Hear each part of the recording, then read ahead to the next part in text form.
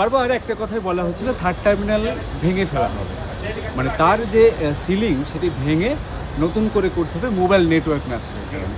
এই নিউজটি আমি সাধারণত একবারের জন্য করি নাই, বা এর আগে যদি আমি করে থাকি সেটিও কিন্তু আপনাদের বোঝানোর চেষ্টা করছি, এটি কিন্তু জটিলপূর্ণ বিষয় না। আজকে সিভিল এভিয়েশন কর্তৃপক্ষ আসলে কি বলছে, আসলে কি তৃতীয় টার্মিনালকে ভেঙে নতুন করে মোবাইল নেটওয়ার্ক স্থাপন করতে হবে, এটি কি?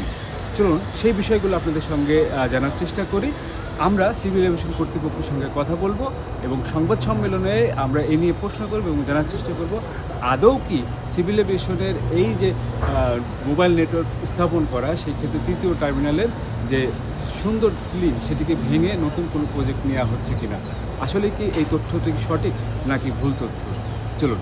আমাদের যে ইন্টারনেট সংযোগ নিয়ে যে ঝামেলাটা হচ্ছে এবং বিভিন্ন সময় আমরা নিউজ করেছি, সেটার সমাধানটা আসলে কিভাবে হচ্ছে এই বিষয়ে আমি একটু জানতে চাই। না, এটা যেটা হয়েছিল আমি পেপার হঠাৎ করে দেখলাম যে ভেঙে ফেলা হচ্ছে থার্ড টার্মিনাল, হয়তো একটা শুনে দিয়েছে পরে সাবসিকুয়েন্টলি আমি পড়লাম যেটা এটা মনে করেন দর্শকের অনেক জানার বিষয়, যেটা কাভারেজের যে ব্যাপারটা হয়, মনে করেন এই রুমটাতে আপনি একটা রাউটার বসান ইন্টারনেটে, প্রত্যেকটা রাউটারের একটা কাভারেজ থাকে, তার সেন্টার রেখে সে কোনটা 30 মিটার, কোনটা 50 মিটার, কোনটা 100 metre, the more power output the more distance it covers. It is P is equal to 2 root over R is equal to 2 root over P একটা থিওরি আছে, মানে আপনার পাওয়ার আউটপুটে বেশি হলে সে ডিস্টেন্স বেশি কভার করতে পারবে। থার্ড টার্মিনাল যেটা হয়েছে, আপনার কয়েকটা জায়গায় সিলিং আছে, শুধু সিলিং খুলে রাউটার অথবা রিলে বক্সের মতো মেকানিজম করা হয়েছে। It is not related to very much major changes in the infrastructure of it. শুধুমাত্র আপনার হয়তো দুইটা জায়গায় আপনার একটু প্যাসেজ খুলে সেখানে রাউটার মতো রিলে মেকানিজম অথবা রাউটার বসানো হয়েছে, ইনশাআল্লাহ for better coverage, nothing that অন্য কোনো ইনফ্রাস্ট্রাকচার চেঞ্জ করতে হবে না। টেকনিক্যালি একটু আরেকটু ক্লারিফাই করে দিই, বিকজ আপনারা যখন নিউজ করবেন তখন এটার কাউন্টার অনেক ধরনের কিছু আসতে পারে। এই কারণেই দেখেন, থার্ড টার্মিনালটা আমার টার্মিনাল 1-2 মতো না, because of the shape itself. So ওখানে এটা বলে ড্যাশ, বলে ডিস্ট্রিবিউটেড অ্যান্টেনা সিস্টেম। একটা অ্যাক্টিভ ড্যাশ চালু করতে হয়, যেরকম আমাদের সংসদ ভবনে আছে, এটার ভিতরে নেটওয়ার্ক পাওয়ার জন্য। সিভিল এভিয়েশনের পক্ষ থেকে আমাদের চাওয়া ছিল আমরা ওয়ান স্টপ সার্ভিসে যেতে চাই। এই যদি 4টা মোবাইল নেটওয়ার্ক কোম্পানি থাকে, আমরা প্রত্যেকের কাছে যাব না।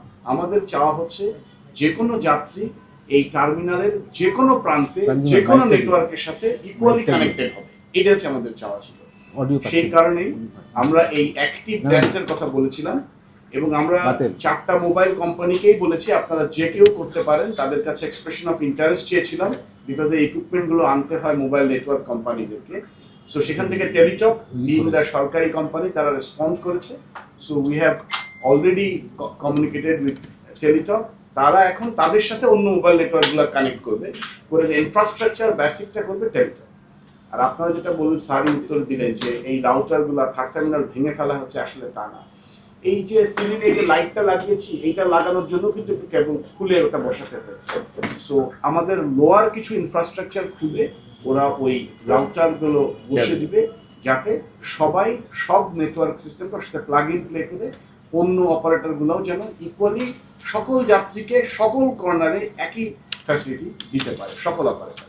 এটাই ছিল মেইন ইস্যু। সেটা নিয়ে ভাঙাচোরা আগে যে নিউজটা আসছিল সেই নিউজটা আসলে অথেন্টিক না। এই জিনিসটা আপনাদের ক্লারিফাই করার জন্য এত টেকনিক্যাল টার্মের কথাগুলো বললাম, যে এটা আসলে জিনিসটা হচ্ছে এইটা। From the runway to the skies, this is where our aviation story begins. Aircraft, airports, and thrilling journeys all in Bangla for the world. Discover the wonders of aviation, the known, the unknown, and the stories that make the skies come alive. And salute to Bangladesh's remittance warriors, our heroes abroad, keeping the nation moving forward. I am Jolhas Kabir. Welcome to the skies and to the stories that truly matter.